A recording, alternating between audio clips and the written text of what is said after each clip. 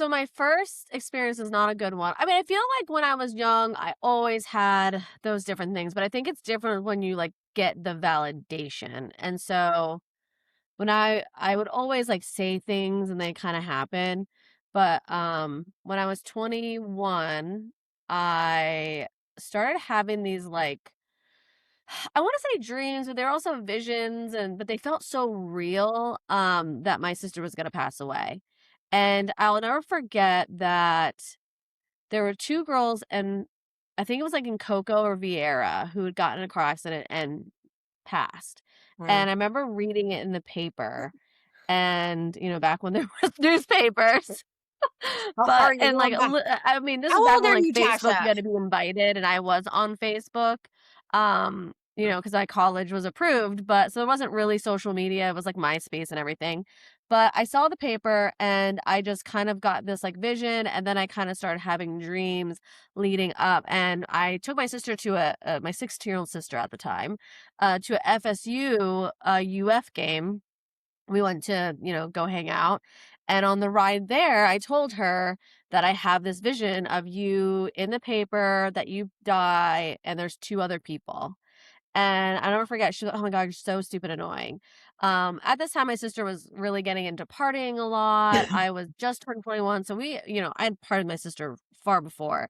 And about 6 weeks later, I'll never forget, it was New Year's Eve, and she'd called me. She's like, "Oh, what are you doing?" I'm right down the street. And I'll never forget that everything like slowed down for just like a little bit. And I'm looking at all my friends and I just wanted to leave. Like for some reason, like it was so weird. And I don't know what that is where things just slow down, but it was like everything was moving very slow.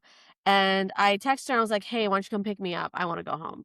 So, and I didn't even live at my parents' house at the time. I lived beachside. And so she came and got me, and that was, like, our last time we were, like, really alone together, and then that next Friday, it was the 2 days before her birthday, she called me at work, and she's, "Oh, mom's going out, and dad said we could have some people over, and so, come over," and I was like, "Okay," so I went to my dad's, and that night, I'm sitting there, and, it wasn't really a crazy night or anything, I'm sitting there hanging out with my friends before they go out to college, and again, it, like, slowed down, and I was like, "I gotta get out of here." And so I looked at my girlfriend, I was like, "Hey, listen, like, let's go." But before that, me and my sister were, um we were playing a game, and I was like told her, I was like, "It's really bad luck to celebrate your birthday before your birthday." And she was like, "So what, am I gonna die now?" And I was like, "I don't know, that's what they say."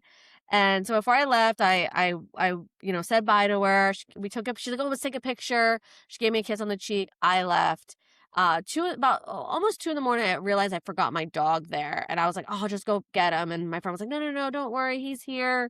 Just 'cause my best friend was still there, and the next morning, I got woken up to banging on the door, my friends walking in my bedroom and told me that my sister had died. Oh my God. And for about 2 months, I had light bulbs burning out left and right. I heard voices. I could smell the funeral home.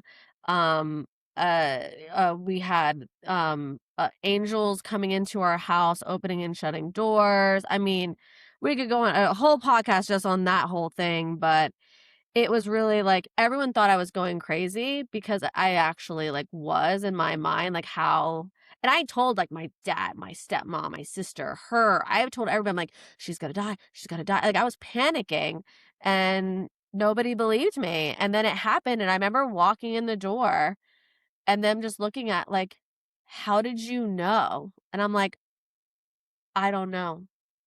And I wish I could say that was the first and only time that I've predicted or said that someone was gonna die, literally right before it happened, but every time things slow down, I know, and when I try to get myself out of a situation, that's usually what I'm like, "Alright, not something bad's gonna happen," and I don't know why it happens that way, I don't know what the slowdown thing is, but it's always, like, little scary.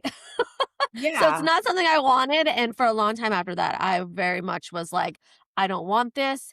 I want nothing to do with this," and that's when, you start drinking more and, using other things so that way you can kind of like tone the voices and the things out, like, but I don't know.